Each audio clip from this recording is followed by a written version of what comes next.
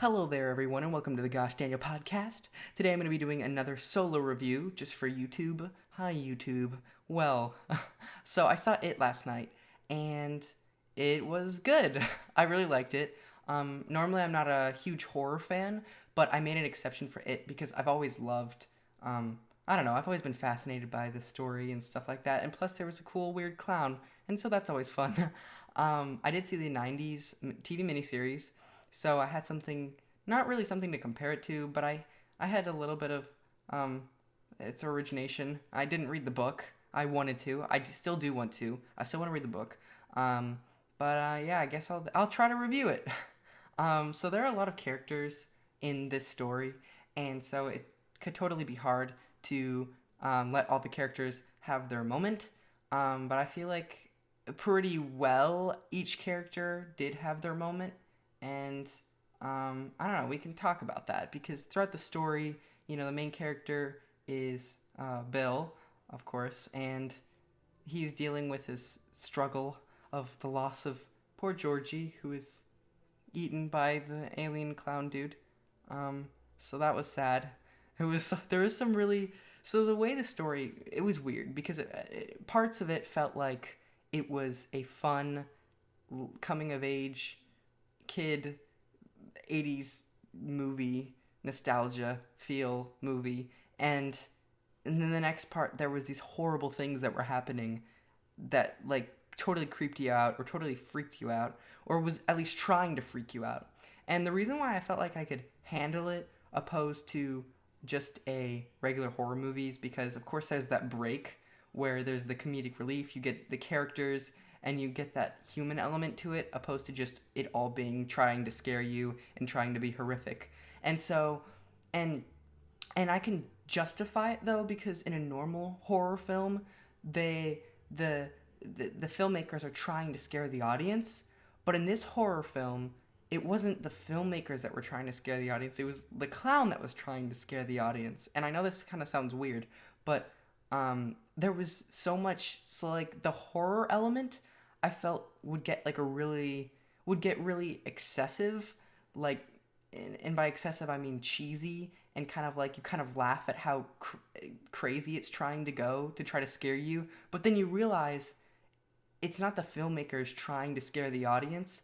It's this clown trying to scare children. So of course he's going to go to some crazy extent that that would try to scare a child, and so it might seem excessive in a movie, but in the context it changes what actually happens. So I did appreciate that more than I would in a normal horror movie, because that's not how it is normally. Um, and I mean, also the fact that there was an awesome story to it, and I feel like a lot of other horror movies nowadays don't really have good plots. They just try to scare people with jump scares and stuff. And although this did have jump scares, it did also have the important creepy feeling and the important like plot points to it.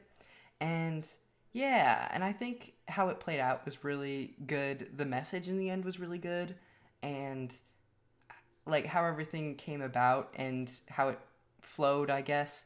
And all the characters were really funny. Each character had a really like distinct part of them that they could add to the group. So, I mean, for the most part, I didn't feel like anyone was useless. And so everyone did a great job. I was super impressed with the cast of the kids. Like, dang, they got some really good actors. The kid who played Mike was probably like the least involved. I think it was probably the like it was still fine, but it was out of all of them, he was probably the least out of all of them, even though it was still fine. And in the TV miniseries, he did play a bigger role, which was kind of weird that they changed it up. I don't know, because Ben kind of took the reins of the dude who told the history of Derry and explained to everyone kind of what's going on with this creepy clown. And in the miniseries, it was Mike who did all that. So yeah, there were quite a bit of parallels to the TV miniseries. There were some scenes that kind of played out pretty similar, but there were also some scenes that played out really different. And especially the comedic relief, that was probably the thing that kept it more of like to the human element, I think. Sure, it was pretty crude, but it also combated with the crudeness of the gore and the horror to it, and so it worked really well actually, um, which was good, which is a good element that this movie had. Yeah, I really liked it, and I was looking so forward to it for a while now. And it was good. There were, like I said, there were jump scares, but there were also the important scares too. And I think Bill Skarsgård, he definitely was a lot different than Tim Curry because they both were they both were really good. They were just different. It's all. I don't think I mean for me Tim Curry, I think he's more iconic, but Bill Skarsgård's it was still like pretty good too, and I don't know, just as good. I guess I wouldn't even really know where to compare them, because they were both different. They both had their own takes on it, which was good because if all Bill Skarsgård did was try to copy Tim Curry, then of course it wasn't going to be as good as the original. So I'm glad that he took his own spin on it, really, and it wasn't even that much of a spin. He's still a scary clown, so it's all the same. And I'm excited for the second one. I mean, considering how it ended, it seemed to have a good resolution. There were a lot of, like, there was the love triangle, which was kind of nice between Ben and Beverly and Bill. And so that was interesting.